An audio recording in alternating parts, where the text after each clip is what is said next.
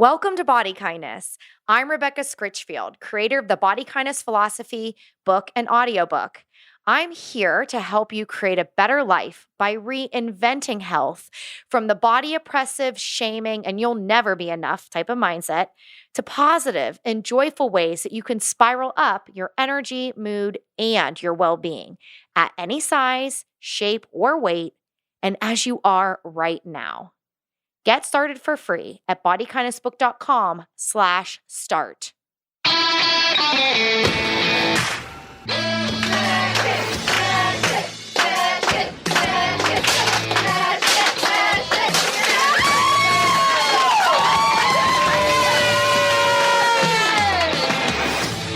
That's the sound of me smashing a stack of scales in front of some friends.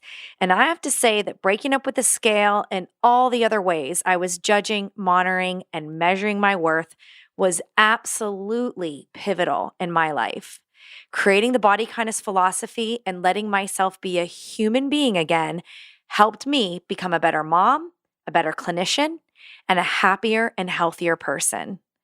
I believe we all have a right to decide how we want to care for ourselves. And I think we all need support in figuring out what that looks like.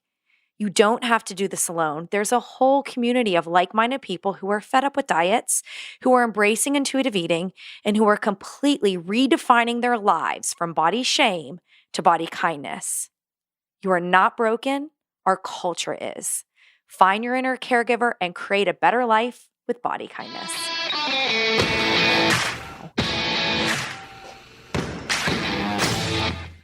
Absolutely. Coming to it as a parent myself, I have two kids and I have one that's like, he'll eat anything. He'll eat radishes and squid, and he's just very adventurous eater. And then I have my other child, my younger one, who is very selective, who shows these signs of the gagging with trying chicken or smelling food in the kitchen. So for me, I was hyper aware when this came out that like, hey, there was never a face to this. There was never a name for it.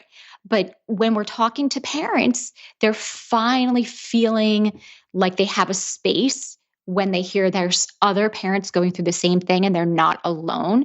And it's very hard for them to see their child in distress because you want your child fed.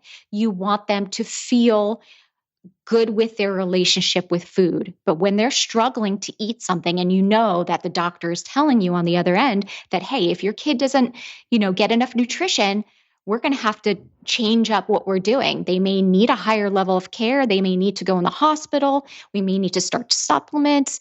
It can be very scary and it can cause a lot of panic for parents.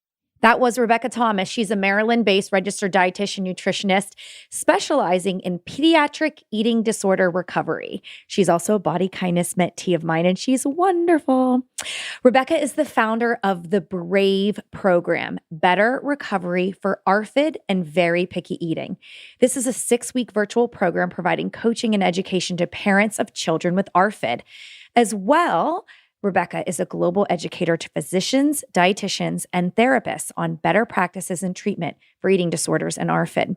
Rebecca's nutrition philosophy is anchored in building up confident eaters through body kindness, mindful eating, and the non-diet approach.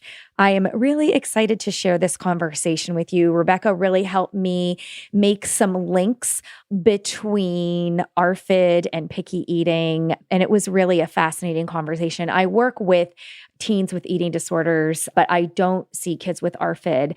And interestingly, some of the adults with eating disorders, I felt that there were lines of ARFID tendencies.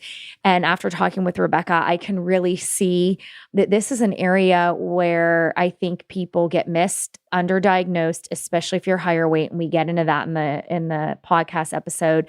Also, issues dealing with it being new, weight stigma, lots of different barriers that we highlight. But we also really talk about solutions. So we are going to help acknowledge the real fear that parents feel when their kids are facing malnourishment.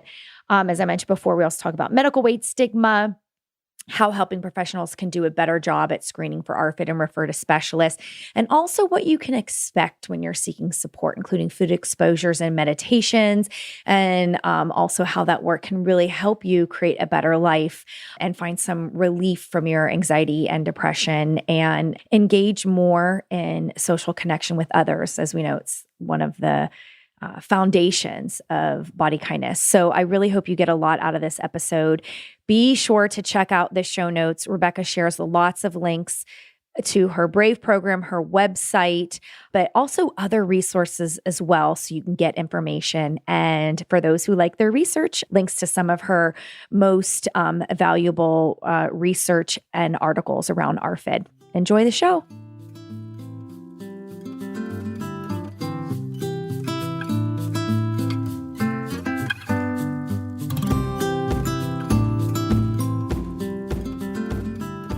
Hey, Rebecca, welcome to Body Kindness.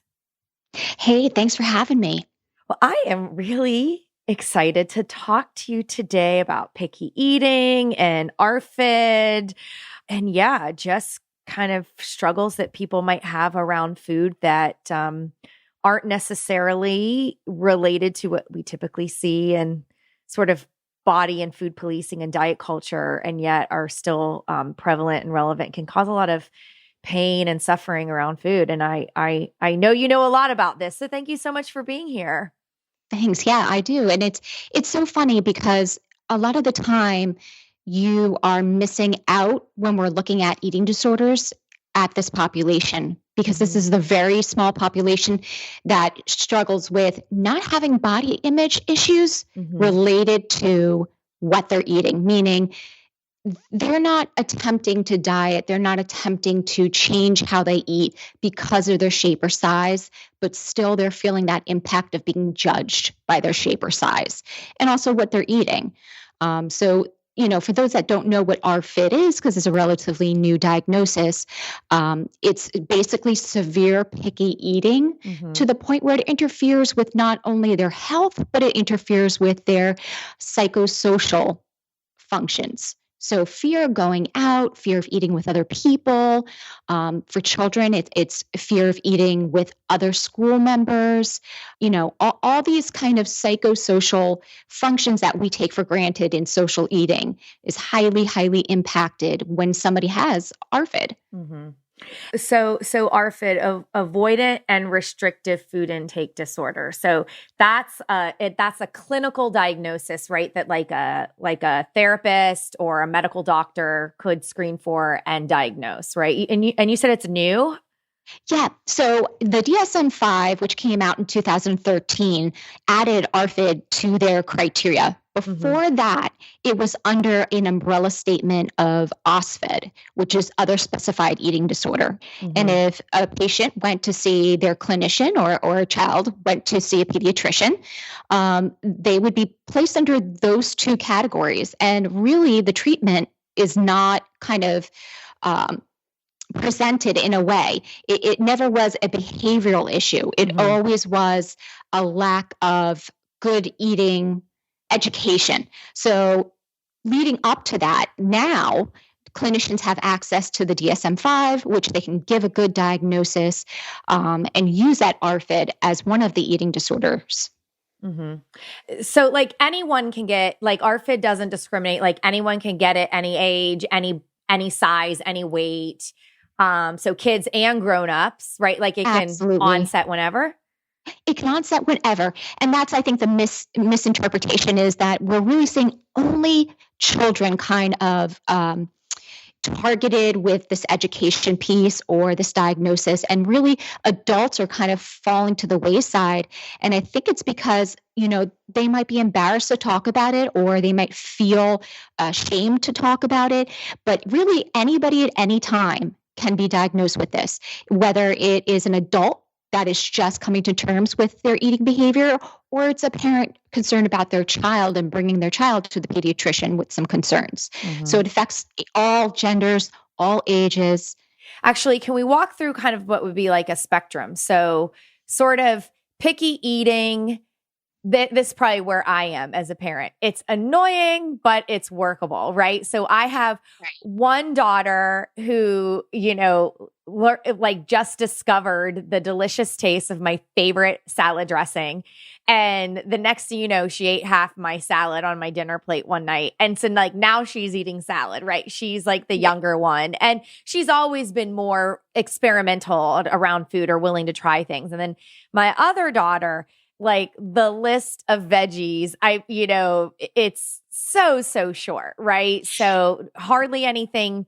Well, French fries, woohoo. So there's that. And then raw cucumbers and cauliflower. And I'll even do the different colors of cauliflower. But it's so funny to watch her eat it because she'll just like nibble, nibble, nibble, nibble, nibble off the top.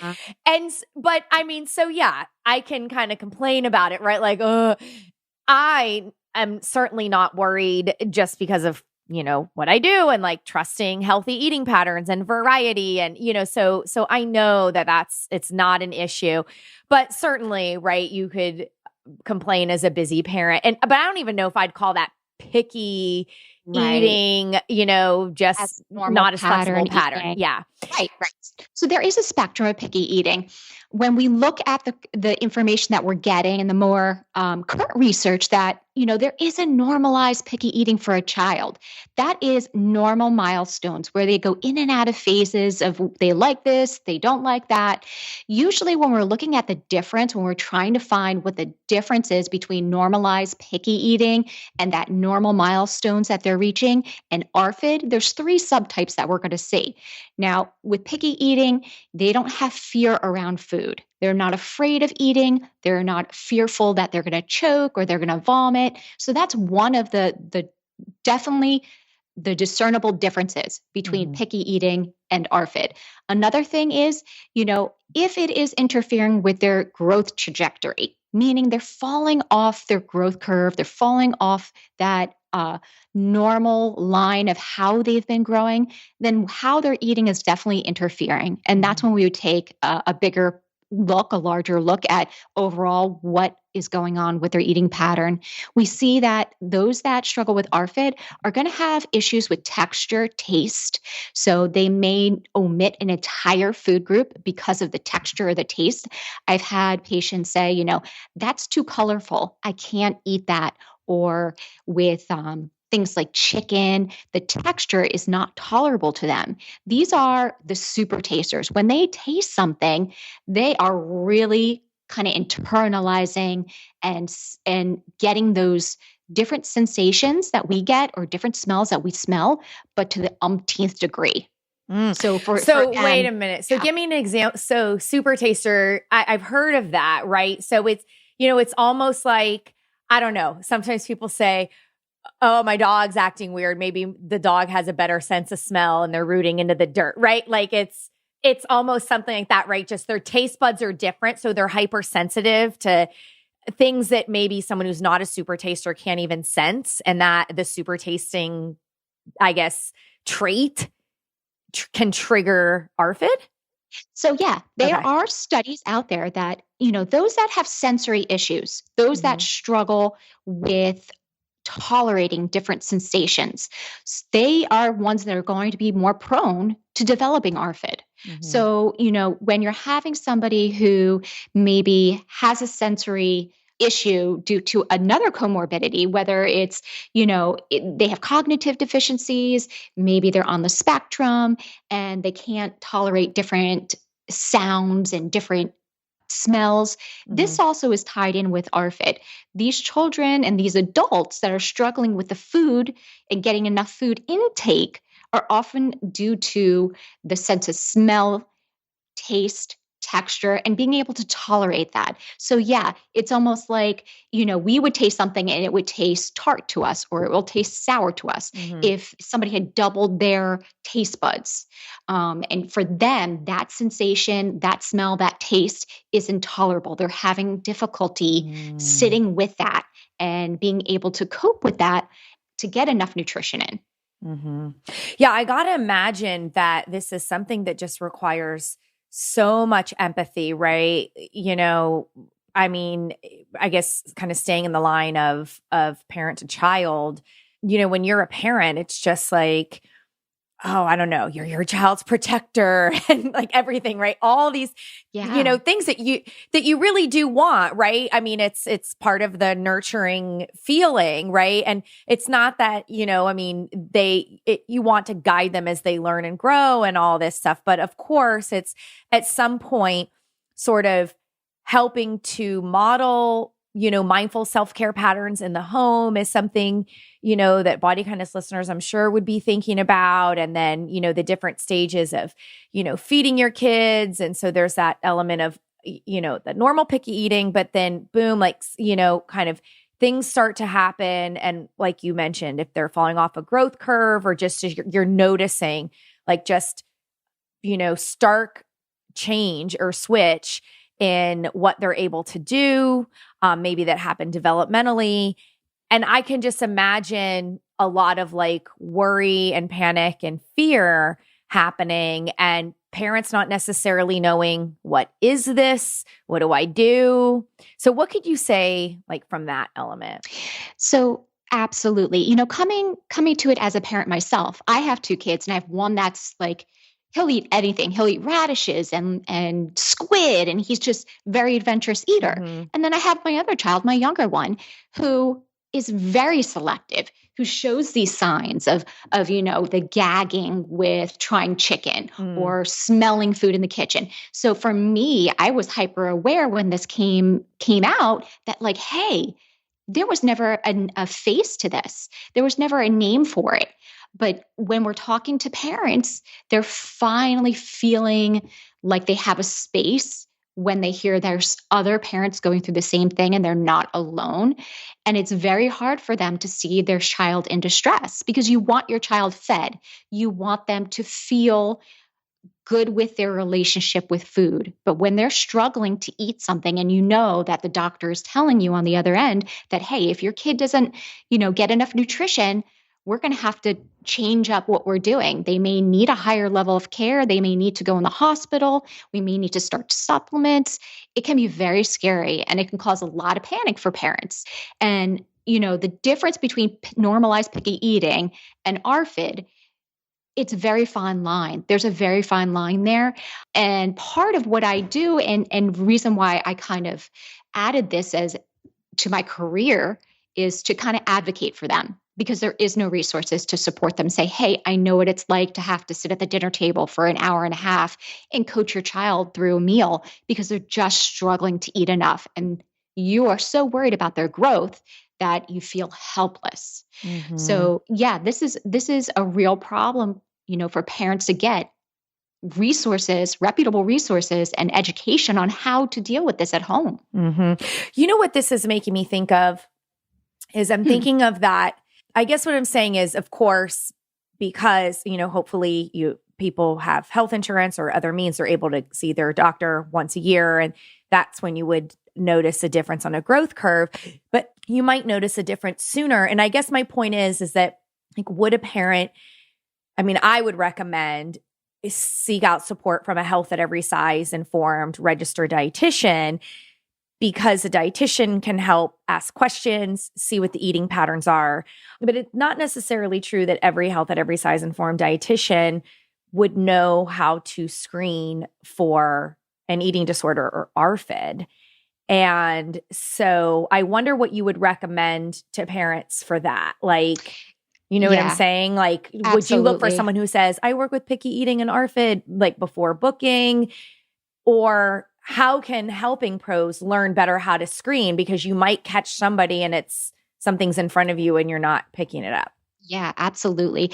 There's a lot of great questionnaires for psychologists and psychiatrists out there, but the Oh, dietitian really is the expert. uh-huh. Just because understanding the relationship not only in emotional and behavioral with food, but understanding the body in general and how the digestion tract works. Mm-hmm. So really for professionals out there, if you have somebody that you think may fall under that picky eating slash ARFID spectrum and you're concerned about it, if they're not taking at least 3 foods from a food group, then that is concerning. If they have less than 3 varieties of a food group, that's concerning. That is something that you would look to. If they're telling you that, hey, I can't tolerate that texture, or you're seeing difficulty in a trend or a pattern with the foods that they're accepting, that would be another indicator to look further in and see if they are having, this is an eating disorder, this is ARFID, versus this is just traditional picky eating.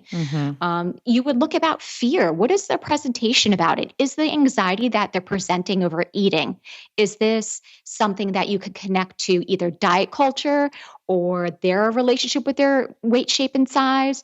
Or is there any diet lineage going on? Meaning exploring the family dynamic, exploring how mom and dad feel about food, and seeing if that's rolling over into the child's behavior. If none of those things are kind of panning out, you're not able to identify why they're choosing or why the lack of eating is occurring, then that's time to send them out to a professional that specializes in eating disorders, an eating disorder professional that has experience with ARFID, that has experience with pediatrics if it's a child. Not all professionals are going to understand that, this diagnosis is a specialty diagnosis. Your average professional, whether it be a dietitian or a pediatrician, may not have that level of information that somebody who's worked in the eating disorder industry has on ARFID.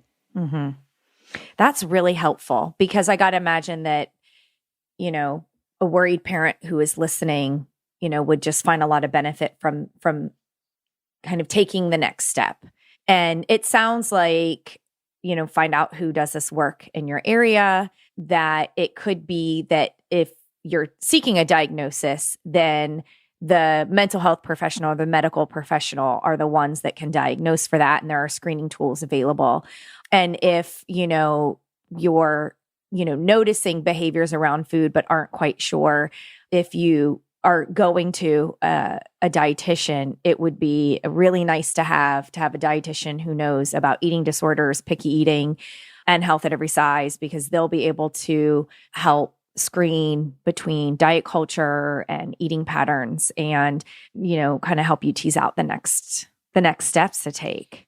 Yeah, I would say if parents are feeling like, I am not getting enough information, or the pediatrician's not taking me seriously, and I think something is wrong, I would recommend them to seek out a dietitian that specializes in eating disorders, just because I want to kind of underscore what you were saying with health at every size. One of the criteria with eating disorders in general, whether it's anorexia or ARFID or bulimia, is that there's an issue with them holding and maintaining what they would say healthy body weight. And we know that you are healthy, you can be healthy at any size. So, one of the things, the misconceptions here is that, they're unable to remain at a healthy weight, or they're losing weight. That's not always the case. Right. I've seen plenty of children and adults that have ARFID that have no issues with maintaining weight or achieving a weight. It is more likely that there is issues with their weight due to how they're eating versus using their weight as a marker of their health. So, that is one of the things that I've brought to light with the number of physicians, is that, just checking the growth chart, right? And seeing how their growth trajectory is and saying, oh, well, they're above the 50th percentile, or they're in the 97th percentile. They're fine. Yeah. They must be eating fine. A child who is in the 97th percentile versus a child who's in the 5th percentile has just as much risk of a nutritional deficiency, despite their growth pattern. So that is I think my biggest kind of crux of, these diagnosis and criteria is feeling like, hey, well, my child looks like they're at a healthy weight, or the doctor's saying they're okay, but I'm seeing different. I'm seeing them, not eating a vegetable or not accepting any meat. Those are the markers that you want to look for before you're looking at weight. Yeah. I mean, that's what we're really talking about is, medical weight stigma. And, we know that, our culture is fat phobic, and, there's lots of previous episodes I can reference for that. I'm thinking about the Sabrina Strings conversations, and, I have a whole category around weight stigma that's essentially acknowledging that. And I'm holding a client's growth chart in my hand just because I thought, this is probably worth helping listeners understand a little bit further, right? And so you have a child's growth chart goes from 2 to 18, and it's data points that you plot for height and for weight. And I definitely see this happen all the time, right? Like they start, say, 85th, 90th percentile for height, right? And they, mostly, right, will stay and follow on that curve. And then you see the weight portion, right? And there's a steady growth, right up until puberty, right? And there might be some client who all of a sudden falls on their weight curve, but continues on their height curve during puberty. And that's a client that I'm now seeing for an eating disorder, right? But because they were also 85th percentile for weight, right? And then drops down, right? And it's like, because of weight stigma, and they're like, oh, well, they're still fine in this healthy percentile, blah, blah, blah, blah, blah.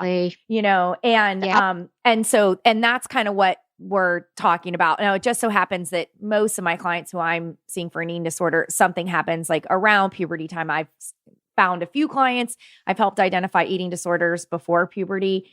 But mostly, it's somewhere, puberty onset, or in the, teenage years, where I'm like using a growth curve to try to get some amount of information.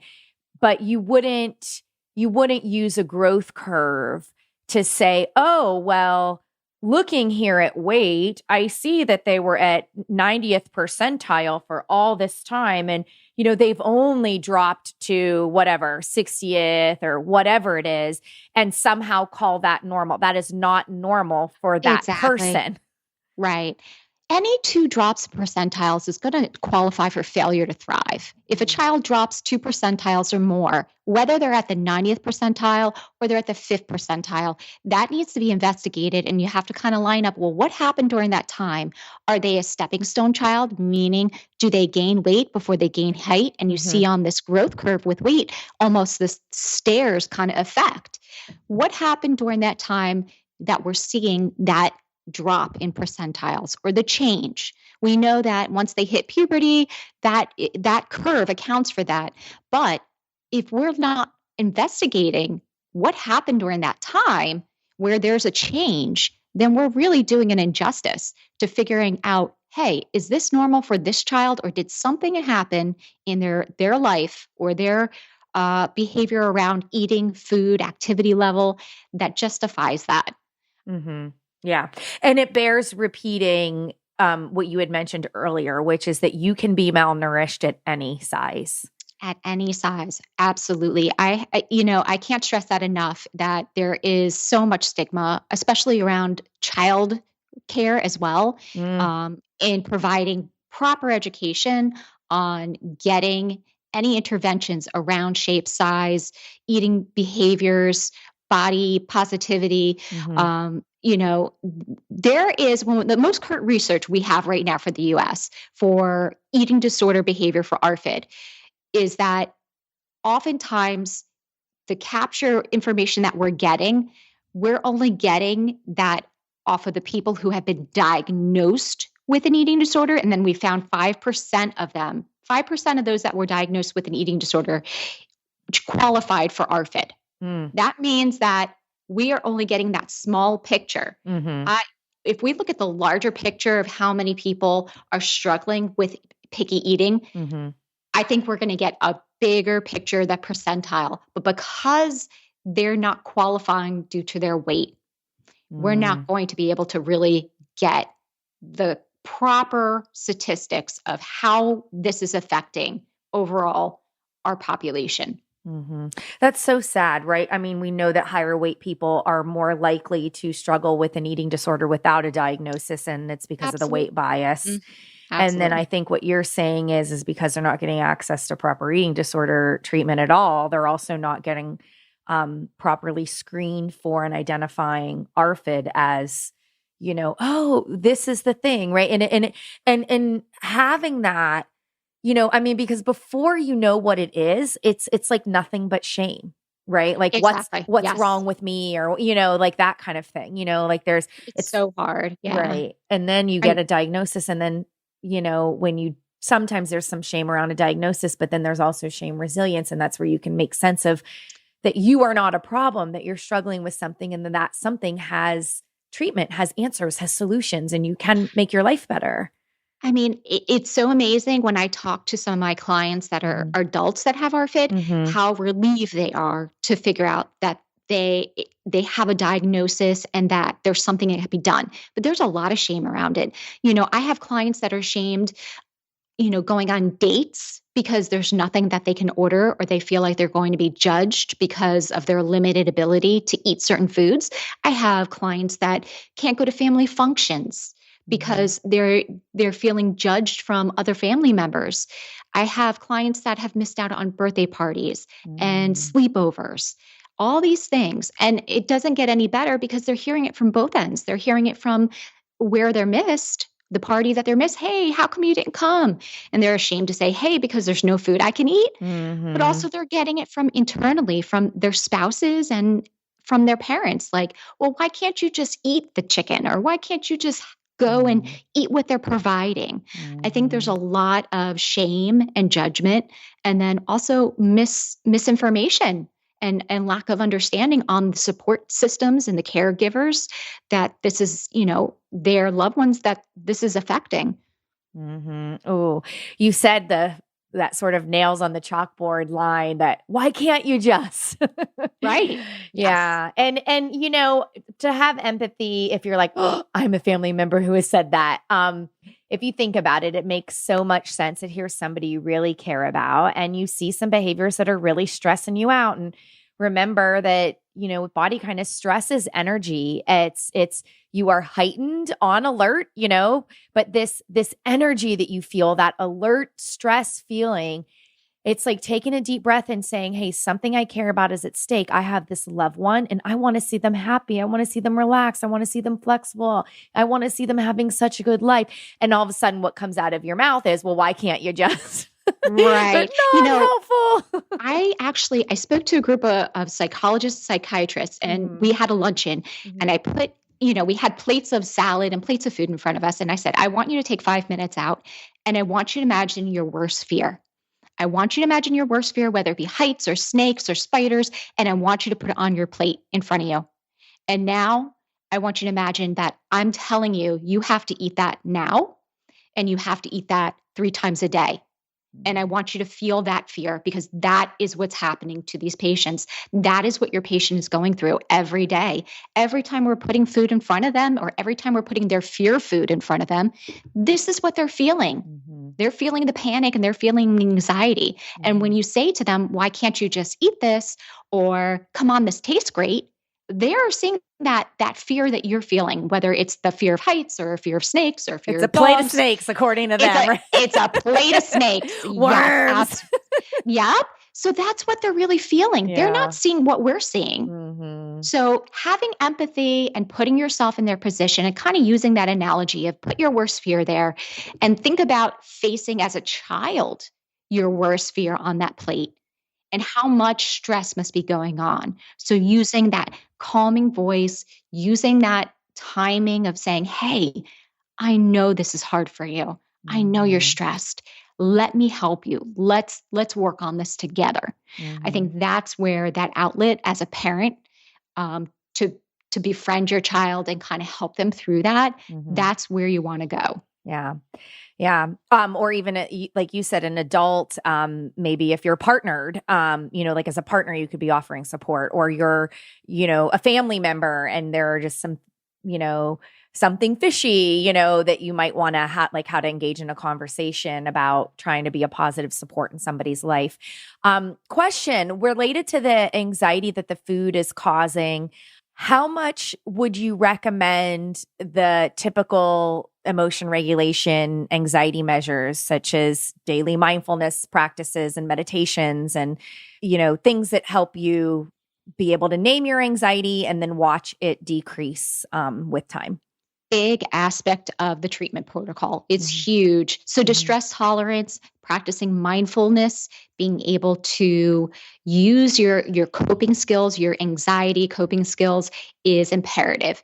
Oftentimes, as part of that treatment, whether do food exposures or meal planning, those are typically some of the treatment protocols with ARFID. But the other aspect is being able to teach that patient or being able to teach that client how to deal with the anxiety. It's huge. We know that when we're looking at those that have this diagnosis, a huge percentage of them are struggling with anxiety, not only with their food, but in other aspects of their life. So the skills that are going to be taught when they're receiving treatment for ARFID are skills that they're going to use for all aspects of their anxiety. But that is a huge, huge part of the treatment, is being able to practice that coping skill, the distress tolerance, finding ways to decrease the anxiety. And that's such an important practice because, I know that when I am, I'll start by doing skills with clients and like right with them, because you can see that pressure of like, hurry up and relax, Exactly. and it's not about like faking it through that. It's about being able to feel your anxiety, to know that that's a sign of a working heart, right? You feel like your heart's about to jump out of your chest. You're not having a heart attack. That is your heart working. The system is making sense. Now let's regulate the system. But I think often sometimes, they say, oh, I can't meditate or I can't. And it is definitely very hard to be able to do those things when you're in a trigger. But it's also why, you work with somebody who knows this so that they can teach it and help you practice it and help you, sense where your level of anxiety is and watch it decrease. Those are all, really important aspects of how you're going to reset up that attunement, right? Like to the best of your abilities, right? Like we're not saying that if you have ARFID, right, the goal is to suddenly lose your super tasting and be the most competent, intuitive eater ever, right? Like that might not be what is healthy and mindful self-care for you. And that's okay, right? Like it's finding your best sweet spot, so to speak. That's exactly it. And I oftentimes will say, you know what? The goal here is not for you to like every food. That's not the goal. The goal here is for you to be able to tolerate and learn what food you can tolerate and learn what food is the most triggering or the least of the tolerated foods. If we are able to teach you a skill that is going to benefit you, not only in being able to eat the foods that maybe you find you love, or eat the foods that maybe you don't love as much, but you can tolerate, that's where we want to go. You have full permission never to never like that food that we're working on again. But if it interferes with your health, that's the tricky, sticky part that we need to figure out is there a way that we can get you to feel more comfortable eating these foods that you may need to eat for your health? Yeah. And we both know this, right? Because we work together on body kindness stuff, right? Yes. But when we talk about health, we talk about mental health first. Like it's a combination of, it's your well-being, it's mental, it's physical health. And so, you could be malnourished, based on not being able to get enough food in, right? And whatever the barriers are. And also, as you highlighted earlier, that there's damage to your emotional well-being too, because a basic human need is to connect with others and to feel like you belong. And, it's part of what increases our positive emotions, which actually experiencing positive emotions is sort of like an inoculation against depression. And so Absolutely. I imagine there's a strong correlation between ARFID and depression and anxiety because of the lack of social connection. Absolutely. And not only that, it's the connection and association with eating and food. If I can change one person's association with eating, if we can do that, then we have accomplished a lot. Because just that simple fact of feeling like the anxiety is building because I know I need to go eat. I know I need to eat in a setting where I feel judged. I know I need to eat a food that I'm fearful of. That whole anxiety, that aspect, if we can change that, and instead of the mindset of feeling I can't, this is horrible, I'm going to have anxiety, if I can give them the tools to be able to say, you know what, it's not going to be the greatest. I may not like it, but I can tolerate it. If we can get to that point, that's the accomplishment. My goal is to be able to give them the tools and be able to give them that confidence, because that's a huge aspect too, to feel like they can manage the meals. I think eating confidence is huge when it comes to patients that struggle with ARFID, trusting their bodies, being in tune with their bodies, understanding how their body works, and trusting that they can tolerate the food, they can eat. I think that's another thing too, is, fear of, if I eat this food, what is going to happen to me? That's a huge aspect. Like, am I going to get sick? Is it going to hurt my stomach? I think with everybody, there's this aspect of trying something new can be very, very scary. And when you have somebody that's going to give you the right tools, or you're working with a professional that understands that level of anxiety with trying something new, or feeling like you can't trust your body in that moment, I think that gives them a little bit more support and assurance that it can be done. I can change. I can have that positive relationship with my body and food. And that optimism is so important, because I could see that difficulty. You have to tell me if you see this in sessions with clients, but where they do that social comparison. Well, like you're so impressed, right? They've added foods and you're like, woo, progress, and then they come and slouch and, oh, well, I'm not eating as much as so-and-so, right? So sort of comparing them to somebody who doesn't even struggle with ARFID. And so feeling like kind of hopeless, or like not willing to see and validate their progress as true, worthwhile progress and meaningful progress, because of just this personality trait we all have to compare ourselves to somebody else who has it better, and then it makes us feel even worse. Yeah. I mean, when we talk about that often with clients, is you have to take a step back and look and see, where were you 3 weeks ago? Where were you a month ago? How is your life different? Every single bite counts. If you are able to tolerate one bite where you didn't tolerate a bite a week ago, a month ago, a year ago, that is progress. As small as it may seem, that is progress. And oftentimes when I tell parents and I tell clients how long it takes, I'm like, it takes 30 tries of a food for you to be able to decide whether you're liking it. And I said, it doesn't even mean you eating a full amount after 30 tries. It means if you go from not having any intake of it at all, meaning not eating any part of it, to taking one baby bite, or one, with my pediatric clients, I'm saying, if you could take one little mouse bite, then that's a celebration of progress. You have years of your life to work up to taking, a full amount, but just celebrate those small successes. It is very hard to be able to see insightfully when you're in week 2 or week 3 of just taking a dime-sized bite, of how that will change your impact. But I guarantee you, after 30 tries, even if it's still a little mouse bite, that stress level of going from the first day of that mouse bite to the 30th try of that mouse bite, maybe 30 days into it, is going to be decreased. It's going to be less. And that's where the progress is reducing the stress first before you're getting the full intake. I have another question. In your experience, and I'm curious, if this is just part of what you ask, or maybe part of referrals, but how many of folks you work with an ARFID diagnosis also have a trauma history? That's a huge aspect. Yeah. So one of the criteria is if they've had a traumatic experience that has affected their either eating ability, or has affected their ability to chew, swallow, or digest.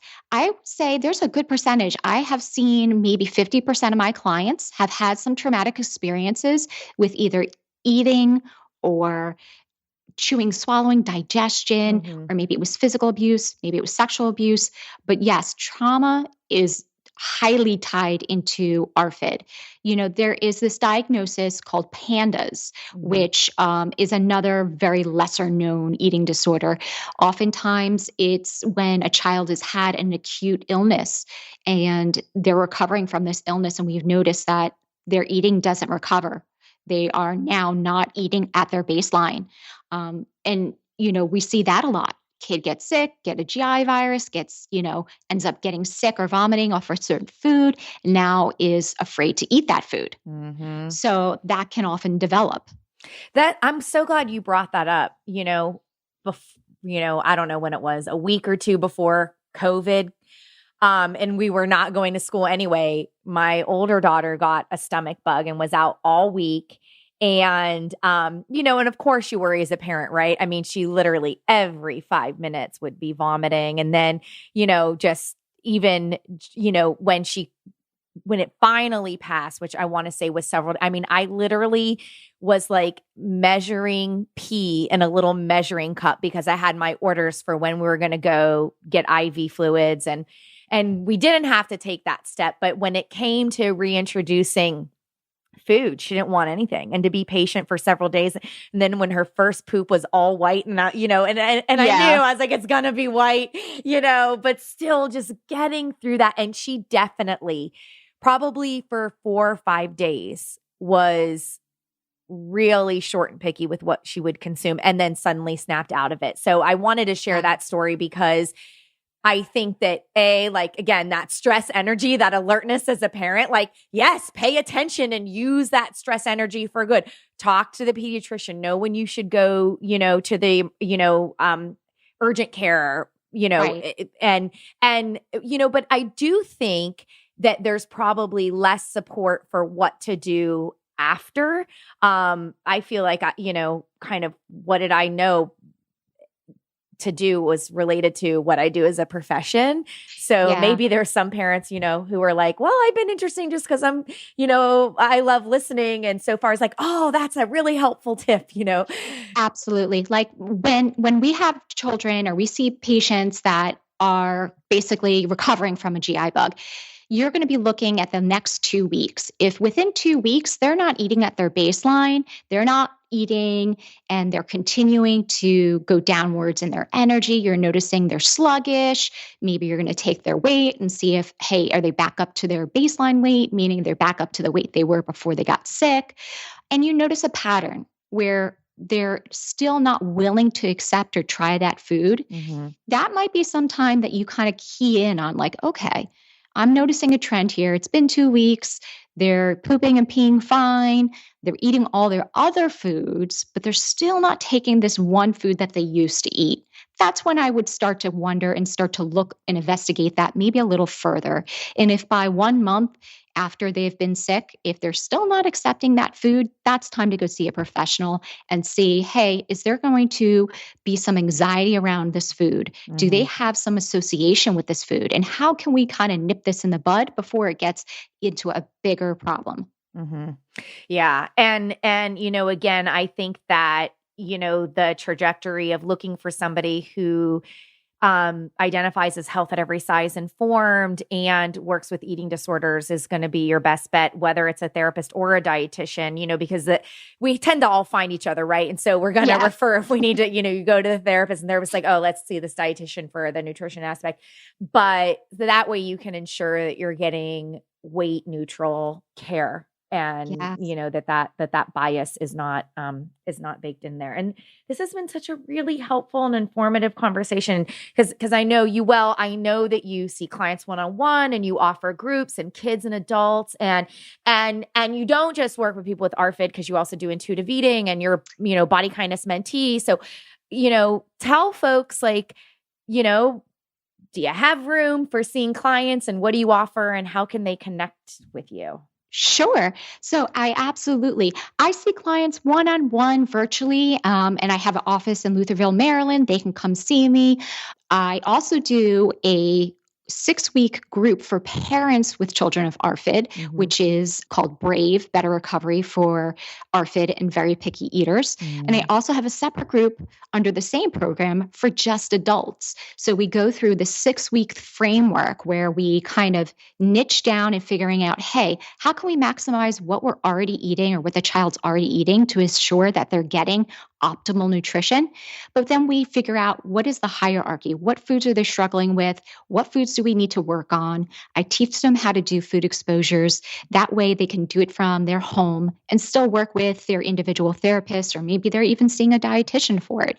But this one-on-one support group is an area where not only are they going to learn, but then they're also going to be able to connect with other parents or other adults that are going through the same struggles that they're going through. More individualized care, meaning if they're not able to make the most of that information or they're really struggling with an individual topic or aspect of their ARFID, then I would definitely recommend to give me a call and see me one-on-one. But I definitely love seeing children and parents that are maybe struggling with this, and adults that have felt maybe shamed and haven't put a face, to what their kind of experiences as a child and as an adult with picky eating. And we work on that aspect, not only emotionally and nutrition wise, but how that affects them in their social environment and how we can kind of navigate that. But I have a website. I'd be happy to leave my information there.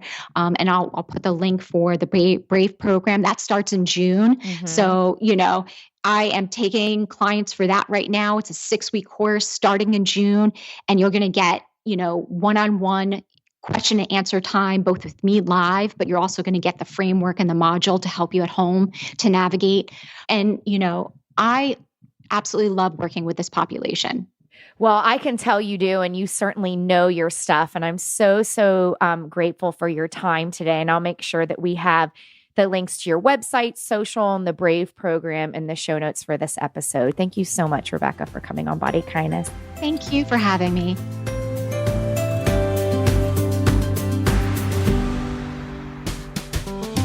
And that's our show. The podcast is made possible with support from listeners. Please donate to help offset production costs at gofundme.com/bodykindness. And please rate and review the show when you have a moment. It really matters. Let's keep the conversations going on Facebook. Search Body Kindness and request to join the group for Body Kindness readers and listeners. Have a question for us to answer on a future episode? Visit bodykindnessbook.com/question. Body Kindness books and audiobooks are available wherever books are sold. To request a signed print copy, visit bodykindnessbook.com/order. For other questions about this podcast, please email info@bodykindnessbook.com.